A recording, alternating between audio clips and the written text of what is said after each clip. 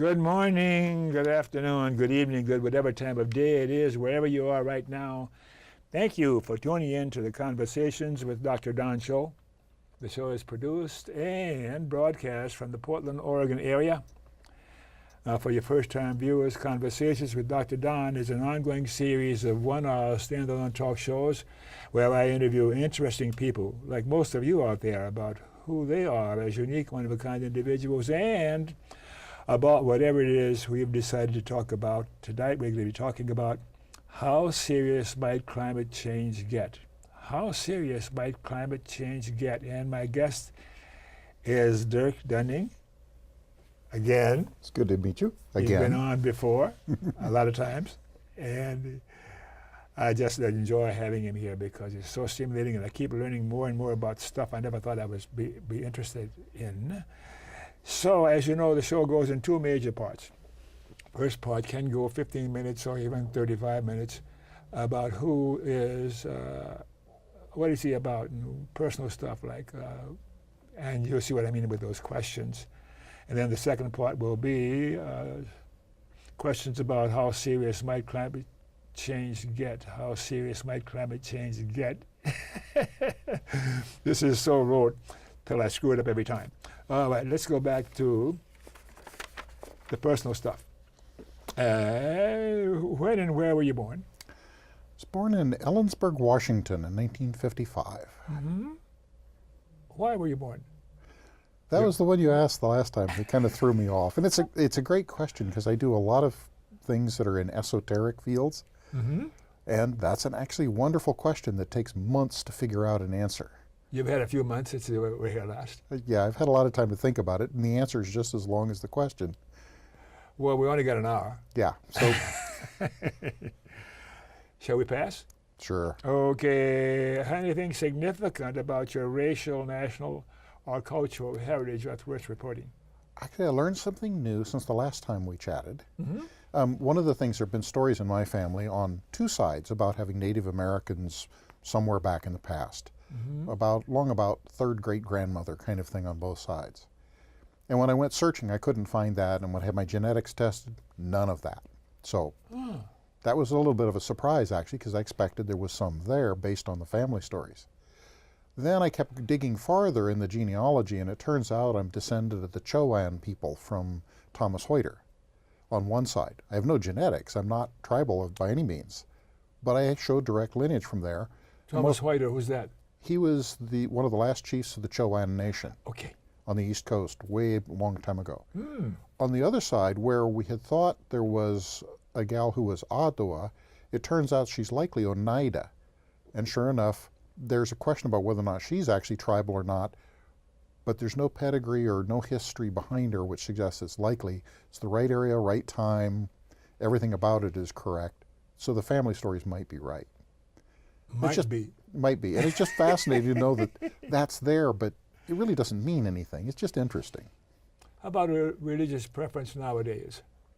As I mentioned the last time, it's more complex than I can possibly describe. Another question you won't answer. Oh, I can answer, but the problem is it would take us several hours and it wouldn't get you anywhere. 2 more hours. Yeah. But it's one of those things of, mine is kind of what I believe is experiential from the things I've found, more so than following what someone else says is the case. Have you always thought that way about religion? In a very different way as a kid. I was a very hard science kind of guy. Growing up, my family was interesting in that we all had the choice of exploring whatever religions we wanted and going wherever we wanted. And so, I dabbled in a lot of different things to see what people thought. Yeah. And ultimately, I just went with hard science stuff and really didn't do religion at all. Things changed a lot in the last 20 years. Now the answer is the same but completely different, which is fun. Okay, well, let's cut back a half an hour for that part. And how about your formal education?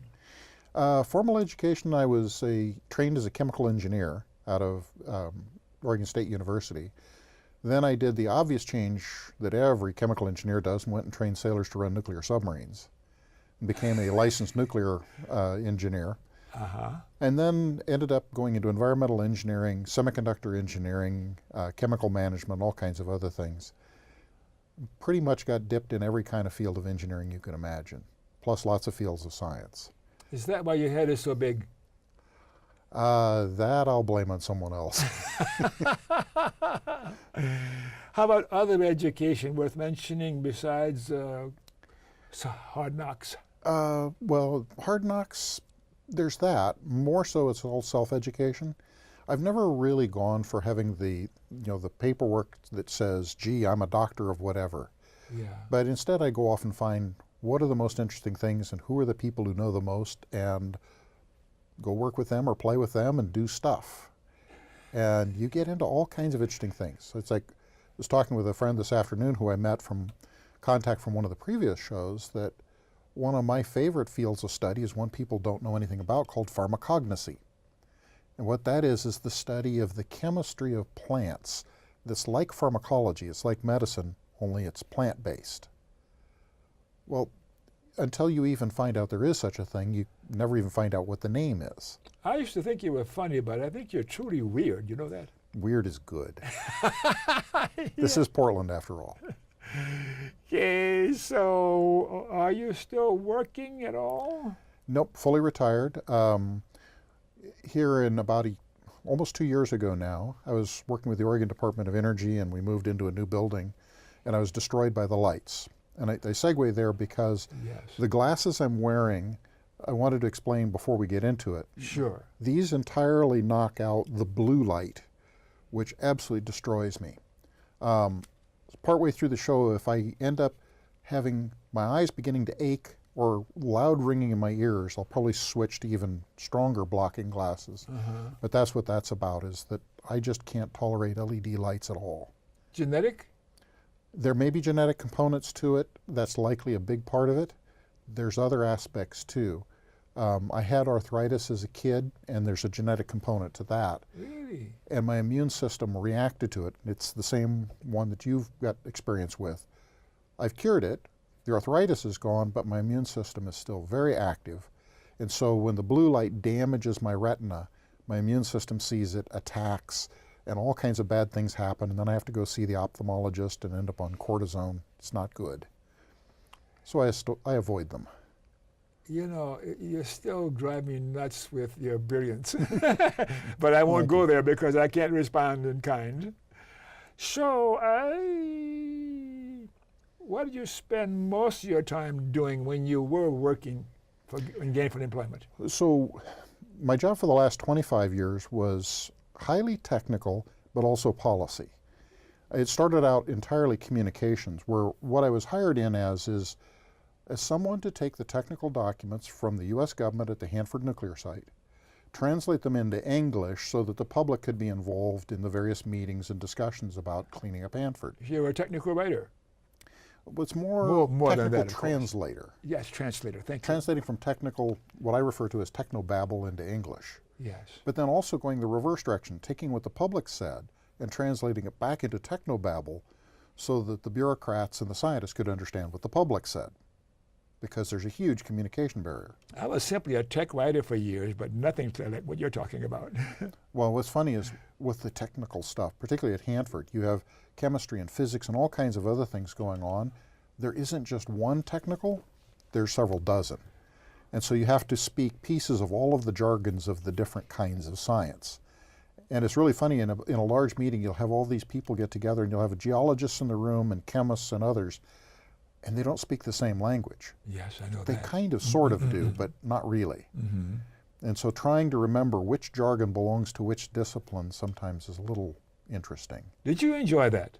I did. It I was a lot of thought fun. you did, yeah. Because where we got to is mostly taking the information, helping the public be involved, but also taking the information and using it to set state policies and things about what should be done, and helping the folks in the federal government with the cleanup in finding better ideas. And actually using what the public suggested. Because what the public suggests is quite often brilliant if they can hear it. Because they will go off, the government will go off down a tangent of, we're going to do this, and they're not, in many cases, actually listening. And trying to turn that can be quite difficult. And so a part of what we were doing is this long, complex problem of having lots of discussion with lots of people over a lot of years in order to change the conversation in ways that gets to better answers. How'd you learn to listen as well as you do? Listening is one of those things you just have to do. I don't know how you learn it other than choosing to be present and actually hear and feel what people have to say. Choosing to be present, and it's just charming to hear you, Thank you. go off on what you're talking about. So, you have a partner now? No, not at the moment. On and off over the years. Unfortunately, had 5 former girlfriends have passed away now. In theory, in life, the women outlive the men. That hasn't been true in my life. Mm-hmm. And so, time goes by. Yeah. Are you available for another partner? Yeah. You hear that, folks? Get his email Well, address down. We'll see. And any children or grandchildren, any of those? No children of my own. One of the things about the arthritis is that the genetic part of it comes from Neanderthals, really ancient humans. It's part of their immune system, that their immune system was extremely robust, but the bacteria also developed to fight them. Mm-hmm. Well, in inheriting parts of their immune system, I inherited a really strong immune system, but it has a flaw.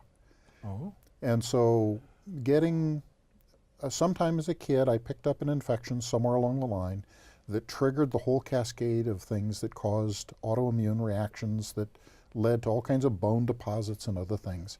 Horribly painful for lots and lots of years. But yeah. Any symptoms nowadays of that arthritis? No symptoms, just leftovers. Just like you may notice that I can't look any farther up than that, and I can't turn very far side to side. I know it's me too.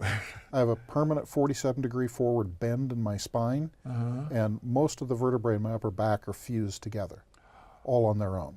On their Nobody own. did anything. Oh my gosh. So I have to compensate for that. All right. A political persuasion, do you hazard a guess at what your political persuasion is, left, right, or center, or what?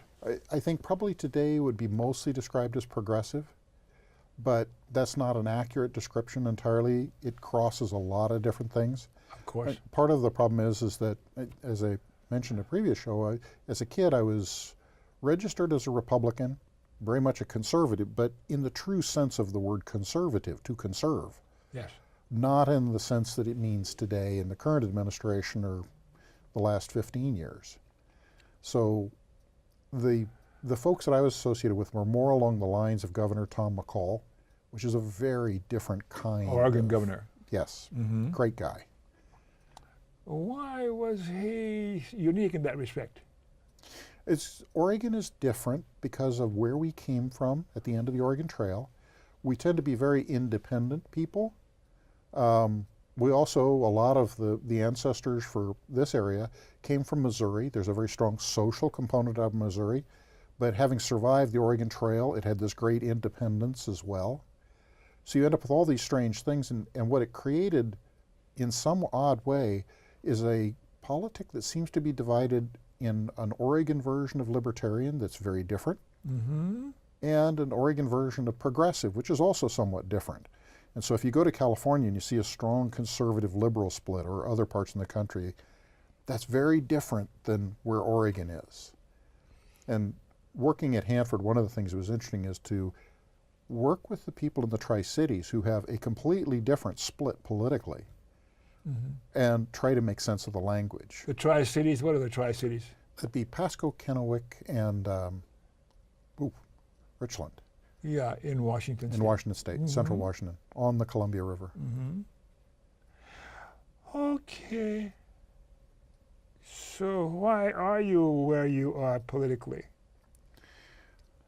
It feels right to me in all kinds of different ways, taking care of people, taking care of one another, but at the same time ensuring that people are working to do what they need to. You know, that it's a thing about people being responsible and also being responsible for others. Okay. We are a community. You had fun with this question last time, I think. The difference between sympathy and empathy. Yes.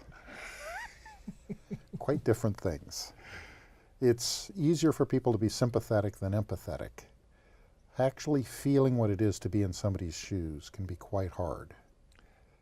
You say that so simply, as though it's everyone should appreciate that, but yet a lot of people don't appreciate the difference. No, and well, it's interesting too that some people, some of my dear friends even, are very innately empathetic, especially emotionally empathetic. Yeah. And they feel other people's pain quite literally. That can be quite difficult in life. There's other people I know who are empathetic where it isn't that direct. They can definitely put themselves in other people's shoes. And not then to the extent. But not to the same extent. And then there are other folks who are simply sympathetic. They can understand what other people are going through, or at least they think they do, and they try to help, but it's not the same as empathy. I like it's a to different see thing. empathy. Right. Yeah. With the eyes. Never mind. I got it. Memberships in political, social, or civic organizations. I pretty much always done my own thing. The one I mentioned before is I work very closely with the Monroe Institute and a lot of what they do in very esoteric stuff, very fun stuff. It's a great place to go and find out how much more there really is for yourself. Rather than having somebody else tell you what's there, go find out. The Monroe Institute. Say a few words about that. So the Monroe Institute is an interesting place in the mountains of Virginia, in Nelson County. It's a place that they run 6-day, week-long programs where you go there and ceremonially on the first program they take away, or used to, they take away your watch. No clocks in the building. They do everything by bells and gongs. They take care of you and feed you and all of that, and use sound to help induce very deep meditative states where you can do fascinating things like spontaneously going out of body, or doing things like remote viewing or astral travel. Or we're off and running. It's all kinds of fun stuff. It's a great place. I can imagine. I can only imagine. And I'd like to do that. It's fun. So, persons from the past that you particularly liked or admired. Any names come to mind for you? Well, there's a lot of them. I'll try and go different than I did before. Sure. I've been thinking a lot about Franklin Roosevelt in particular, and a lot of the things that he did of late, and particularly about his second Bill of Rights. There's not a lot of folks realize a lot of what happened during those years, but the nation was in a horrible place, and Roosevelt did huge things towards recovering the country out of the Great Depression. And one of the things he talked about a lot toward the end was the second Bill of Rights, which was a big thing he championed. And in talking with really young folks now, folks under 30, a lot of what they describe is Franklin Roosevelt's second Bill of Rights. Is that available on the internet, the second Bill of Rights? Look up on YouTube, Franklin Roosevelt, second Bill of Rights, and you'll hear the original talk that he gave about it. Oh, wow. It's great What fun. A memory you've got. Anyway, that one, he's particularly one. Nikola Tesla has always been one of my favorites. Science in the extreme. He was an amazing guy in so many different ways. One of the ones in particular was he would design electrical equipment that was mechanical in nature. He made the polyphase AC power that we have today, alternating current. Yeah. We happen to use three-phase power. He did all kinds of different power. But one of the things he would do is he would have a generator or something he would design. He would put it in his mind, start it running, and then go do something else. And all the while the machine is running in his mind. Then he would come back a month or two later and see where the parts were wearing or how it was having difficulties. It's like, how do you do that? Amazing guy. He wasn't a good businessman. You know, the Westinghouse and a bunch of the other huge fortunes were entirely Tesla's. Yes. He signed them all away, ended up dying basically broke, but in total his worth was enormous, and it was because he was so brilliant. Anyway, that's two. There's so many others though that are amazing people that time has forgotten. Okay, you want to go with that, and what do you think the mainstream media is about today? Is it left, right, or centrist? There is a portion that is hard over far right. Everybody knows who they are. There's other portions that are probably centrist to the right a little, though from the right they consider them to be radical liberal. Our language has broken down tremendously. But I think the bigger problem is that so much of our media has become opinion and not about what the news is. Worse than that, when you particularly you look at what's happened in the last 20 years in how people communicate using all the electronic devices and things like Facebook and Twitter and all of those sorts of things, there's a problem that people are associating with other people who think like they think, and they're not hearing other opinions or other ideas or other facts. And so we end up with this problem that society is splintering because a lot of what is now media has splintered. And I worry about that a lot. Working with Hanford, one of the problems that we had especially was, how do we involve the people who are younger, under 30 especially? Because we weren't seeing any of them show up in meetings, and we didn't know how to reach them. And when we talked to people who were under 30 and asked, what the answer was we got is, well, they got news from their friends. Well, where did they get it? And it was this daisy chain of things where we didn't find any easy way to penetrate into the younger group to be able to reach them, just to offer that here's something important you may want to know about. Is the change still being added to with links of imitations of earlier links? It's becoming more separated. The one big change has been because of the political stuff that's gone on with the current administration. Facebook and Twitter in particular have had to shut down a lot of what are truly fake news stories, as versus the fake news stories, which is typically actual news. Yeah. And that has probably helped to try to bring things around a little bit, but it's still highly fractured. As an example, where a lot of it comes from is advertisers want to target specific people with specific things. And so you may have noticed, if you go to a website today and you go look up, as I did the other day, I have a shower that has two pieces to it. One that's a ring spray, and then there's a center handheld part. Yeah. Well, and a part of it broke, and it turned out I could buy that ring part and fix it. And so I did that, and now for the next week or two, every single website I go to's got ads for that particular part. Well, the advertisers in the background are targeting what they're selling you or pushing at you. It's scary. At the same time, that's also happening in news. So that if you go to websites on news things and you're interested in particular stories, every place you go will be about those stories, which means you won't hear about other stories. You won't hear about things happening in Africa particularly, or India, or China. And what you will hear is stuff that's very canted in a particular direction. Are we in America approaching a fascistic state? In some ways, if the government was directing it, and there's a little of that sort of going on, but it's not really that, I don't know what to call what we are. It's much more fractured. I'm not sure. Is it going in a certain direction? More fascistic or more freedom or democratic? It's more, I don't know what word to use. Particularly the very moneyed interests have pushed very much on the far right of the spectrum. So there is a lot of effort there. There's a huge effort at controlling the media, where the multi-billionaires have done a huge job of buying up media so that your local broadcasters in towns end up reading verbatim identical stories read all across the country, where it sounds like a local take on the story. It's not. It's talking heads echoing language from somewhere else. That's scary. And so we're all becoming automatons.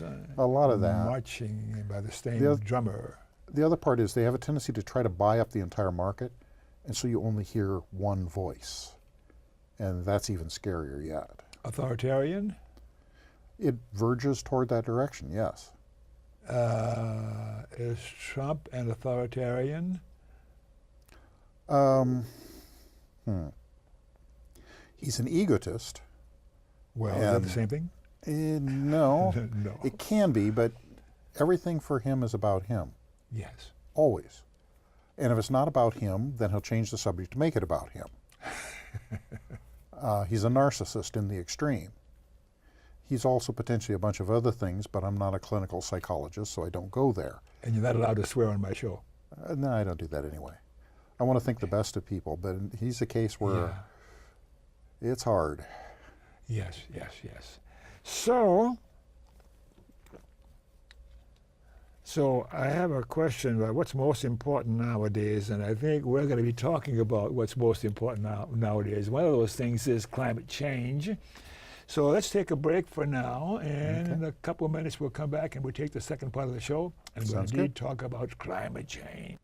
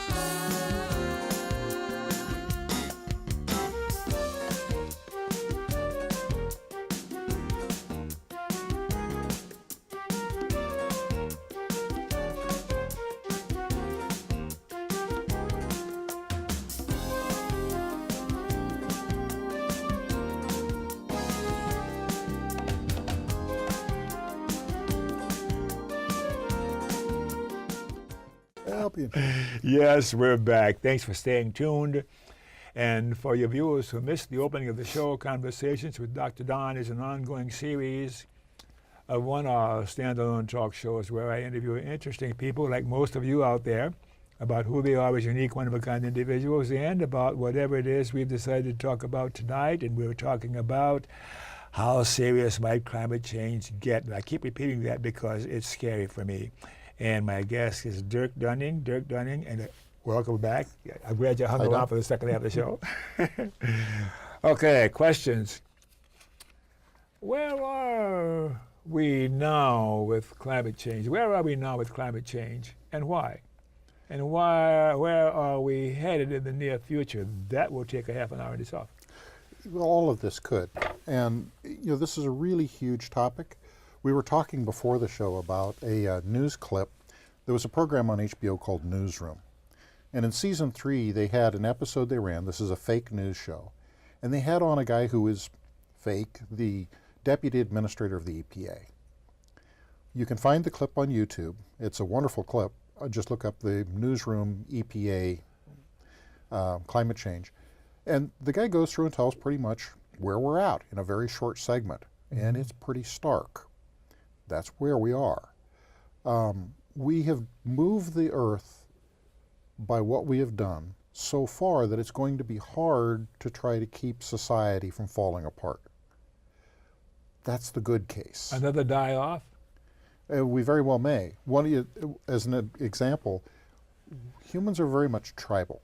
We believe what we believe because we believe it, and we don't tend to lend an ear towards listening to other views, which then becomes hard to try to have a conversation about how important things may be and what they may do. So right now you have scientists in general who are involved in climate, which involves hundreds of different disciplines, doing all kinds of things, finding things that scare them completely. And they're trying to tell others about it, and unfortunately they don't speak public very well. They tend to speak science really well, but that doesn't translate to the common public. The other thing is the public has a tendency to, in general, people talk about and think about their own life right now, and maybe in the extreme 4 or 5 years from now. Yeah. But mostly it's right now. Mm-hmm.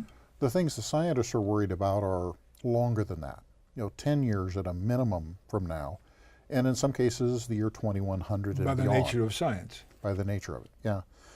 And one of the things that they're seeing is, as an example right now, the Arctic ice is melting. So at the North Pole, we've got ice floating on the Arctic Ocean, and every year the ice grows in the winter and shrinks into the summer. And this has happened for eons. And it varies from year to year how bad it is or how much it melts. But what we're seeing now is because of all the emission of carbon dioxide from burning fossil fuels, from methane releases from natural gas and other things, and a few other gases, we're seeing an immense amount of heat in the atmosphere that wasn't there before. A lot of that heat gets taken up by the world, so it turns out 60% of the heat went into the oceans. The oceans are heating. The carbon dioxide, when you put it in water, becomes carbonic acid. So the pH of the oceans is falling. And as that happens, the shells of sea creatures become chemically unstable, and it becomes really hard to build things like crab shells or clams or mussels. And eventually it gets to the point where they just can't be made at all, at which point those species can't exist, except in very small areas in the ocean. The ice, at the same time as the warmth is building up, the amount of ice in the summer, when it gets to its minimum in September or October, the volume of the ice is getting smaller and smaller and smaller. But even among the scientists, there's difficulty. They talk about the ice in 4 different ways. They talk about area and extent, which are 2 different measures of how big it is. They talk about how thick it is, and they talk about what the total volume is. The volume's the most important. Thickness is probably second. But human nature of not wanting it to be as bad as it might be tends to focus on area. And so the tendency is to think that if you predict where the area is going over time, that will tell you when it may get down to 0, and that will be important. But if you look at volume, it says we're going to hit 0 a lot sooner, like maybe within the next 5 years. And so what we should see, because of the amount of heat we've already put into the atmosphere, within about 5 years, we may see the first time that in September or October, essentially all of the ice melts from the Arctic Ocean, and it's an open ocean. The scientists call that a black ocean event, because the ocean is dark, it absorbs sunlight, and now it heats the water. That makes it harder to form ice. And so the longer this cycle goes on, the more ocean that's exposed each summer, the more heat is stored and the harder it is to refreeze. We will reach a point, at some point, where if we keep this up, the amount of open ocean will be enough that it eventually reaches the point that it can't refreeze even in the winter, that the heat stored is too great. And at that point, things change dramatically. The way the Earth works, we end up with this huge thing where the Earth is a heat engine, and that it's an idea that most people probably don't know. Every vehicle that you drive, everything that we run is a heat engine, and it operates by using heat and translating that heat into mechanical motion or into power, electrical power as an example. Well, the Earth is a heat engine, so there's huge heat at the equator with the sun shining down, and that causes air to rise and moisture with it, and then it flows northward or southward from there. And as it does that, it gets cooler and there's less sunshine, and eventually reach a point that it falls back to the Earth at about 45 degrees north latitude or south. That then recirculates across the surface back to the equator. From 45 north up to about 60 north, it does the reverse. It rises at about 60, falls at about 45 in a big cell, and then at the North Pole, the cold, the air sinks and falls to the north and rises at 60. So what is this? What you have is the heat from the equator to the pole driving the stirring of the atmosphere. And so from the equator up, it's stirring in one direction. The next cell is stirring the other way, and the third cell is stirring the same direction as the first one. This is a 3-cell atmospheric system. It governs all of our weather. Between these cells, there are fast movements of air that we call the jet streams. And the jet streams are really, really important for governing how weather works and things. If we don't have any ice at the North Pole, the driving force for that engine breaks down. And at that point, the heat does different things, and we don't entirely know how that will work. But what it ends up doing is changing things in ways where agriculture as we know it won't work anymore, because the rains won't come to the places they came before. Is that where we're headed now?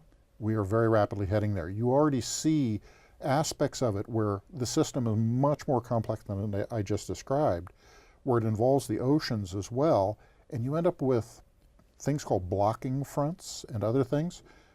And as an example, what you get for about most of the last decade, California's been in severe drought, a little bit in Oregon as well. That severe drought happened because of a blocking flow out in the Pacific Ocean that's kept air from moving over the continent from the Pacific. In doing that, the rain stopped. Well, that's had huge impacts in the Sacramento Valley, and this year it's resulted in tremendous fires, even up into the last month, that have burned huge areas like the Carr Fire that are just horrible.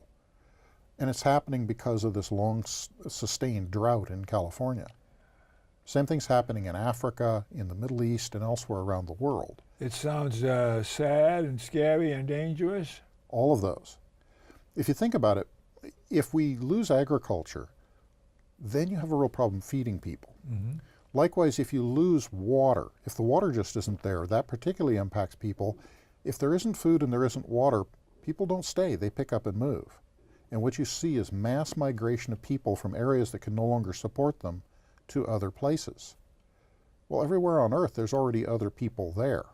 So if we don't have any more wars going on to stop people from killing each other, what are we going to do with all those excess people? Well, They're what going to die off from starvation? Well, there would be that if they stayed. So they don't stay, they move. But then you have people who have different ideas, speak different languages, different backgrounds, moving into my country. It's the basis of a whole new round of war. So in addition to not having the crops and having all kinds of famine and other things, in addition to droughts and insect pestilence and other things, you end up with trees dying off and people moving, and then war because they're moving into other people's lands. So people are causing all the difficulties, that in the beginning, it's true. Climate change. Because we're the ones who burned the fuel that created the heat that created the problem that drove all of this. And so we're at fault in the beginning, and we're also at fault in how we choose to respond as well. Or worse, how we choose not to respond. All right, let's go to the next question because Sure. You've taken up half of the hour already. I love it. Thank you. What should we expect to happen for certain? So the ecology, oceans, lands, ice, people, civilization, a whole bunch of stuff. What are you going to happen for certain? The things we already see. The Arctic Ocean is melting, and we put so much carbon into the atmosphere already, the ocean will go ice-free. So the Arctic will go ice-free. Greenland will still have ice, but the Arctic won't. That's going to change the atmosphere hugely, as I was describing. It's also going to radically change how the oceans flow, because the way the ice works in melting in the Arctic is it's what drives the deep oceanic currents that circulate the ocean. If the oceans quit circulating that way, they now behave differently. Well, this has huge impacts on fisheries and everything else in the biosystem. They're already seeing things like giant sunfish, which live in the tropics, showing up off Alaska. We're having problems where, because of the changes of circulation, we have what's called anoxia, oxygen-free water flowing up the coast in Oregon, causing die-offs in all kinds of creatures. You see that elsewhere in the world as well. It's not just here. But there are worse things happening as well. We know, as an example, I was at a meeting here a couple months ago where they were talking about using forest, growing more trees to suck up CO2 out of the air as part of a mitigation. And this is part of the state of Oregon's plan. But in the same time, in the experts talking about it, one of the things that's become apparent is as the trees are warming, which is changing diseases and other things, the Douglas fir trees are having a tremendous problem. And the expectation is, based on where we are now, that by the middle of the century, by 2050, the Douglas fir trees will not be able to live in the state of Oregon except at the crest of the Cascade Range. The Douglas fir tree is one of the defining things of Oregon. Yes. And it won't be able to live here. That's the kind of things that climate change is doing, and that's in the very near term. When you get to the year 2100 and beyond, things get completely worse. Your next guest, Lloyd Marbet's going to be talking about the National Climate Assessment, 4th National Climate Assessment, which was just released, and also the reports that came before that. And one of the things it described is how much heat is coming. One of the things in all of these is, as the scientists do it, they don't have defined inputs. They don't know what are humans going to do, what's going to happen. And so they have to make a range of assessments about, well, if it's this, then here's where we go. And so they use unfortunate names for everything. Everything has an acronym, and they all have numbers, and it's hard to follow. But one of the particular scenarios they refer to is RCP 8.5. And essentially what they refer to it as is the business as usual. We're currently doing business as usual or worse, hotter.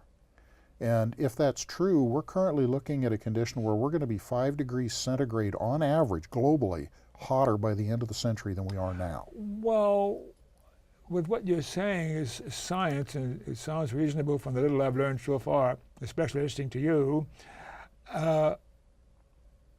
Why don't we here in America do more than we're doing? So actually that touches on a number of things. One is we've gotten to be not very good at science in general, even in simple ways. I went to the store the other day and I was buying something, and it turned out that it was going to cost just over $5. And so I wanted a 10 and a 5 back, so I gave the teller $21, which would give me a 5, a 10, and some change. And her immediate response was to give me $1 back and say, "You gave me too much." Those kinds of things used to be much easier, where it was obvious. And that's no critique of her. The education system has fallen down terribly. But there's also other problems, and here's one of them, that when you look at Greenland being covered in ice and how the atmosphere turns and how everything works, one of the odd things with climate change is that as the Arctic ice melts, the circulation around the North Pole will tend to go around Greenland instead. That's going to put more cold air down the eastern half of the United States, particularly the eastern seaboard. And so as the rest of the world warms, the eastern seaboard may actually stay the same or cool a little. Well, if that's where all the decision makers are, if that's where the big portion of the population is, nothing's happening. And so it ends up having the most important decision makers in the world being in the worst possible place to not feel the change. How bad will things get if we keep going in the same direction? Under the business as usual, if we keep going, which we don't have to keep going for very long, there's a number of strange things. In the Arctic Ocean, there's a shallow area on the Russian side where, because of the chemistry of how things work when bacteria are doing their thing in the mud, when you get down to a certain depth and certain temperatures, methane is released as a byproduct, and it combines with water to form a thing called methane clathrate. It looks like ice. It's not. It's methane and water joined together. If you warm that a little bit, or if you heat it a little bit, it comes apart. They refer to that as breaking. When the methane clathrate breaks, when it comes apart, it releases that methane, which is a vastly more important warming gas than carbon dioxide. If we have 50 billion tons, 50 gigatons of methane clathrate releases over a short period, it suddenly may tip us over the edge where nothing we humans do will matter.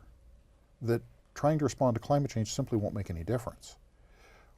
Once that begins to happen, the tundra in Siberia and in Alaska and Canada, it begins to warm, which it's already doing, and it begins to rot and break down as the ice melts, and it too starts releasing huge amounts of carbon dioxide and methane, maybe on the order of 1,600 gigatons of carbon. Is Gaia dying? Is the planet, life on the planet, dying? Gaia's doing wonderful. All of Gaia's little parts are having problems, but in the end, one of the great things in how things change in the world is die-offs cause great new growth. But to do that, lots of things have to die. These are extinction events. We are in what's referred to as the 6th great extinction event. There have been 5 massive events in the geologic history. We are clearly now in number 6. And there's clear evidence of this. Yes. You can find books about the whole thing, and it's pretty terrifying. But what it means is, if we end up with the clathrate break in the Arctic, so the ocean goes ice-free, the clathrate falls apart and releases methane, the tundra falls apart, releases its things, what humans do won't matter. The amount of carbon will be enough that the heating won't go to 3 degrees C or 4 degrees C. The heating will go to 10 or 12 degrees C. And it won't be because we chose to continue emitting, it's because the Earth responded and released a lot more warming gases on its own. What that will do is it changes the air, it changes the water in how they circulate, which then, if you change things even a little, as you've probably seen already, trees can't live where they are now. They have to live in a different place. And with them, bloom times change. Birds and insects that have been dependent on the timing, that doesn't work anymore. They now go through problems and die. All kinds of things fall apart because they're all an interlocking puzzle. So what do? The biggest thing is, if you can see that we may be going there, that's a place not to go. What that really requires is changing as hard as we possibly can, as fast as we can. So if we're to avoid a world like that, we either have to hope that we're wrong in the models, which is probably not true. Matter of fact, if anything, we're wrong the other direction, that things are heating faster than we imagine. Or we have to decide, consciously decide, to do everything we can to reduce energy use, particularly to reduce carbon emission. And in doing that, what it requires, if the models are right, is that we need to be reducing the amount of fossil fuels that we're burning 7% a year, every year from now on. How do we do those things that you're talking about now to avoid this sixth die-off or Sixth extinction? Extinction? No society has ever survived for long greater than 3% a year reduction in growth.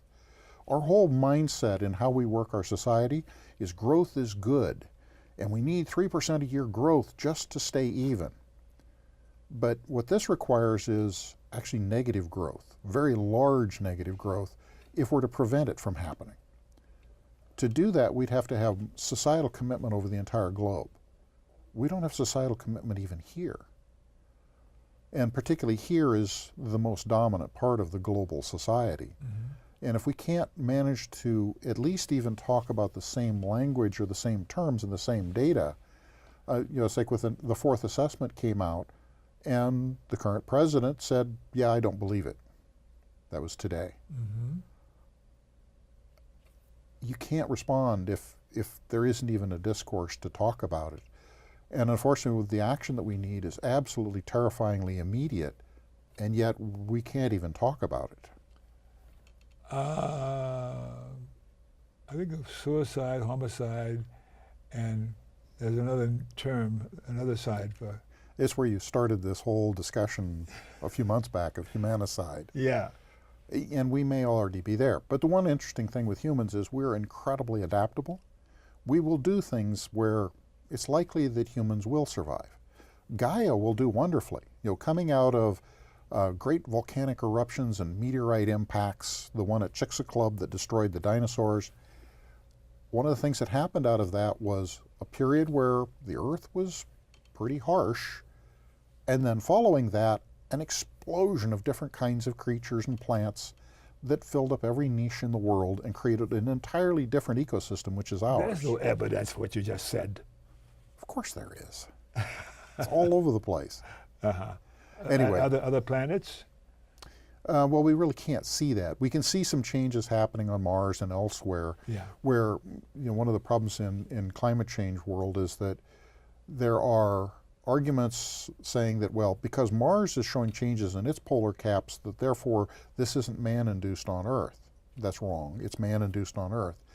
The sun is a small piece of this. It does have some impacts. They're not at all large compared to what humans have done. The human impact is by far the largest part. Matter of fact, one of the things right now is because of what we do when we burn fuel, it creates lots of little fine particles and lots of sulfates. Those two things in the atmosphere actually cool the world, not heat it. If today we stop burning fossil fuels and quit for the next year, the first thing we'd have is a 1 degree C rise in temperature globally because we stopped. And the reason for that is that the particulate and the sulfate would wash out of the atmosphere, leaving the carbon dioxide and methane to warm the atmosphere even more. And so when you look at that negative impact as well as some others, and you look at how much the climate has warmed compared to what it might have, man has actually had more than 100% of the climate change that we've seen impact, because we've had maybe 115% and a negative 15. We are responsible. All right, now. Anyway, that's very hard. I'm aware of the time, and we've got some more questions here with you the 4 hours.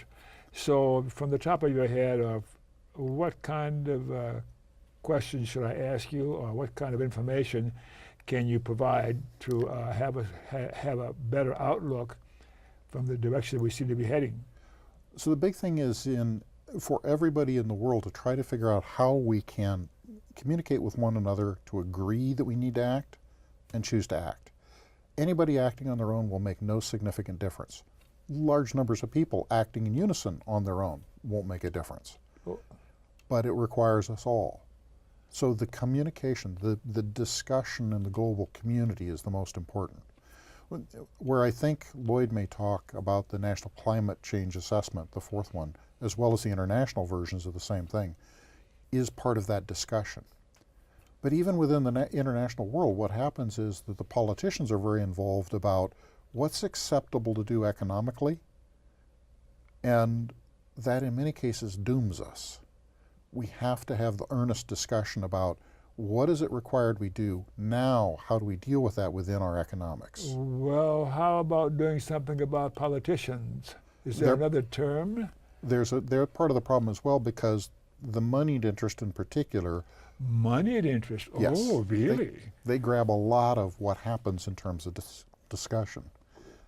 It's a difficult thing. In terms of what we can do, one of the things is basically doing everything we can in terms of renewables and that sort of thing. So wind and solar and related, they alone won't make the difference. At the same time, we're going to make mistakes. You know, the LED lighting that we talked about before is one of those, where its whole purpose was to reduce energy. But because of the way the LED lights work and the way people work, it's not working like that. There's a thing called the Jevons paradox, where people are putting in more LED lights to replace incandescent than you had to begin. Mm-hmm. And they take so much energy to build that the net result is you don't reduce energy. So you intended one thing and you actually don't get that. At the same time, we have consequences where people like myself are just devastated by the lights. And we also have huge increases in cancer rates ahead of us where we don't see them today, but we will in a decade. The people who are being hurt today. We just won't see it for 5 to 10 years. This is, the LED lights are only one area where this is a problem. We're going to run into the same problem in lots and lots of other areas. One example of that is in windmills.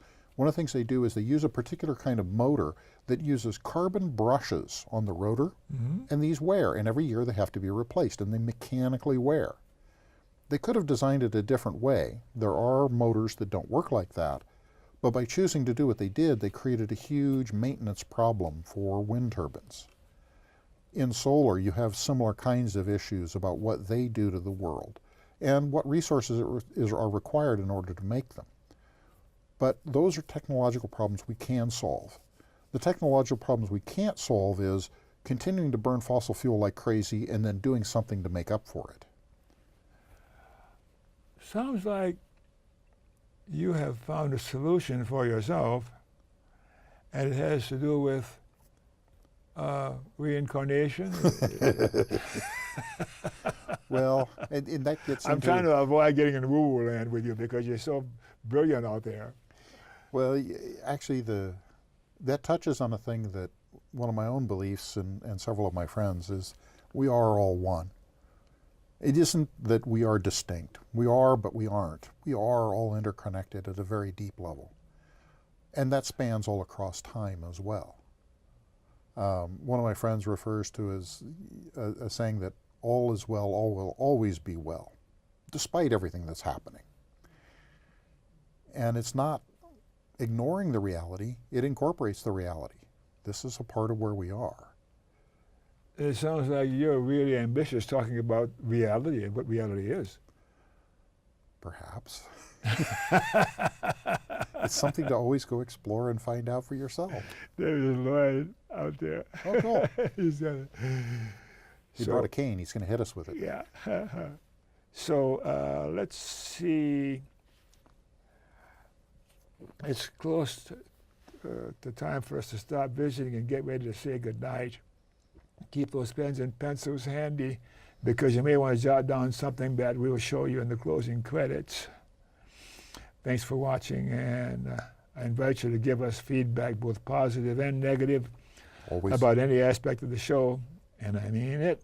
It helps us to give you a better show in the future, particularly with this kind of guest. It's time for a few public service announcements.